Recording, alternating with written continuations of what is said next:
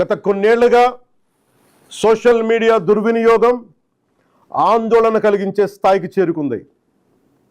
చాలామంది fake accounts వెనక దాక్కొని అసభ్య పదజాలం ఉపయోగించడం, వ్యక్తిగత దూషణలు చేయడం, పరువు తీసే ప్రయత్నాలు చేయడం, ఆధారాలు లేని ఆరోపణలు చేయడం, fake propaganda, mark photos, death threats, organised harassment వంటి చర్యలకి పాల్పడుతూ ఉన్నారు. మహిళల్ని ముఖ్యంగా అత్యంత అసభ్యంగా టార్గెట్ చేస్తూ ఉన్నారు. చివరికి దేవుళ్ళని దేవతల్ని కూడా వదలట్లేదు. దేవుళ్ళని దేవతలపై కూడా ఉద్దేశపూర్వకంగా అవమానకర వ్యాఖ్యలు చేస్తున్నారు. ఇవన్నీ కూడా ఫ్రీడమ్ ఆఫ్ ఎక్స్ప్రెషన్ కింద రావు. ఇది హెల్దీ క్రిటిసిజం కాదు. ఇది ప్రజాస్వామ్యం కానే కాదు. ఈ సందర్భంగా ఒక విషయం చాలా స్పష్టంగా చెప్పాలనుకుంటున్నాం. Constructive criticism, fair comment, satire ఇవన్నీ ప్రజాస్వామ్యంలో భాగమే. విభిన్న అభిప్రాయాలను వ్యక్తం చేసే హక్కుని మేము పూర్తిగా గౌరవిస్తాం. కానీ malicious fake campaigns, hate speech, criminal intimidation, cyber harassment, organised abuse, ఒకరి పరువును ఉద్దేశపూర్వకంగా దెబ్బతీయాలనే ప్రయత్నాలు ఇవన్నీ ఫ్రీడమ్ ఆఫ్ స్పీచ్ పేరుతో సమర్థింపబడవు. ఇంకో విషయం చాలా స్పష్టంగా చెప్తున్నాం. నేరస్తులకి నేరానికి కులం లేదు, మతం లేదు, రాజకీయ పార్టీ లేదు. ఐ రీఐటరేట్, నేరానికి నేరస్తులకి కులం లేదు, మతం లేదు, రాజకీయ పార్టీలు లేవు. తప్పు చేసిన తర్వాత కులం, మతం, ప్రాంతం లేదా రాజకీయ వెనకాలు దాక్కోవాలని ఎవరు ప్రయత్నించకండి. చట్టం ముందు ప్రతి పౌరుడు సమానమే. నేరం చేసిన ప్రతి ఒక్కరిపై చట్ట ప్రకారం చర్యలు తీసుకోబడతాయి. సోషల్ మీడియా దుర్వినియోగం వల్ల ఇబ్బందులు ఎదుర్కొంటున్న ప్రతి ఒక్కరికి ఈ సందర్భంగా నేను ఒక మాట చెప్తా ఉన్నాను. మీరెవ్వరూ ఒంటరి వారు కాదు. మీకు ప్రభుత్వం అండగా ఉంటుంది.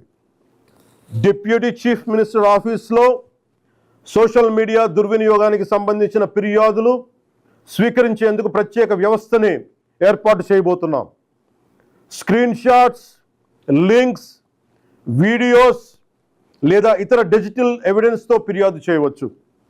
ప్రతి జెన్యూన్ కంప్లైంట్ను పరిశీలించి సంబంధిత అధికారులకు పంపించి చట్టపరమైన చర్యలు తీసుకునేలా చేస్తాం.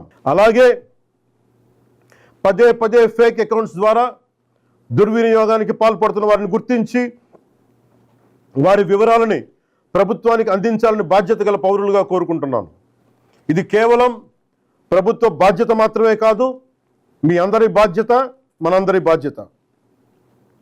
ఇలాంటి నేరాలకి పాల్పడిన వారిపై భారతీయ న్యాయ సంహిత బిఎన్ఎస్, భారతీయ నాగరిక్ సురక్షా సంహిత బిఎన్ఎస్ఎస్, ఇన్ఫర్మేషన్ టెక్నాలజీ యాక్ట్ 2000 మరియు ఇతర సంబంధిత చట్టాల ప్రకారం కఠినమైన చర్యలు తీసుకుంటాం. కేసు స్వభావాన్ని బట్టి BNS section 351 death threats, criminal intimidation, anonymous threats. BNS section 352 ఉద్దేశపూర్వక అవమానాలు, గొడవలకు ప్రేరేపించే వ్యాఖ్యలు.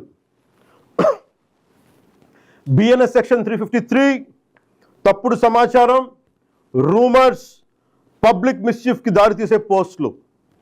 బిఎన్ఎస్ సెక్షన్ 356 డెఫమేషన్, వ్యక్తి పరువుకు భంగం కలిగించడం. బిఎన్ఎస్ సెక్షన్ 79 మహిళల గౌరవాన్ని దెబ్బతీసే వ్యాఖ్యలు లేదా చర్యలు. బిఎన్ఎస్ సెక్షన్ 299 మత విశ్వాసాలను, ఏ మతమైనా కానీ, బిఎన్ఎస్ సెక్షన్ 299 మత విశ్వాసాలను ఉద్దేశపూర్వకంగా అవమానించడం. బిఎన్ఎస్ సెక్షన్ 196 వర్గాల మధ్య విద్వేషాన్ని రెచ్చగొట్టే చర్యలు. Information technology act sections 66C and 66D fake accounts, identity theft, online impersonation. Information technology act section 67 obscene లేదా అసభ్యకరమైన ఎలక్ట్రానిక్ కంటెంట్. అవసరమైతే information technology act section 69A ప్రకారం చట్టవిరుద్ధమైన ఆన్లైన్ కంటెంట్పై కూడా చర్యలు తీసుకునే అవకాశం ఉంది. ఈ వ్యవస్థని మరింత బలోపేతం చేయడానికి ప్రత్యేక టాస్క్ ఫోర్స్ని ఏర్పాటు చేస్తున్నాం. సైబర్ క్రైమ్ పోలీస్ మరియు ఇతర లా ఎన్ఫోర్స్మెంట్ ఏజెన్సీస్తో కలిసి పనిచేస్తూ సోషల్ మీడియాలో జరిగే నేరాలపై చాలా వేగంగా చర్యలు తీసుకుంటాం.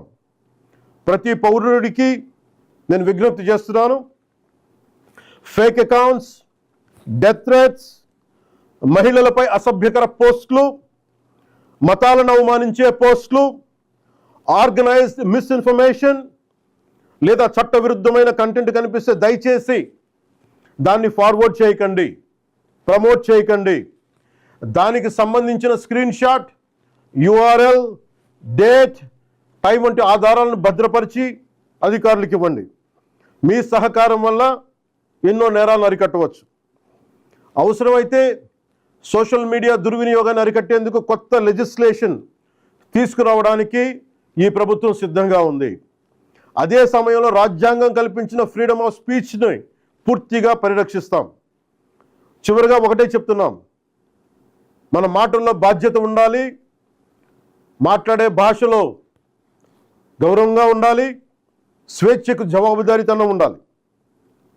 సోషల్ మీడియా మనుషుల్ని కలిపే వేదిక అవ్వాలి, విడదీసే వేదిక కాకూడదు. మమ్మల్ని ప్రశ్నించండి, విమర్శించండి, మీ అభిప్రాయాన్ని చెప్పండి, కానీ గౌరవంతో చెప్పండి, బాధ్యతతో చెప్పండి, చట్టాన్ని గౌరవిస్తూ చెప్పండి. అప్పుడే మన ప్రజాస్వామ్యం మరింత బలపడుతుంది. అలా కాకుండా మా ఇష్టానికి మాట్లాడతాం, మా ఇష్టానికి ఏదైనా అంటామంటే I promise you will face the legal consequences.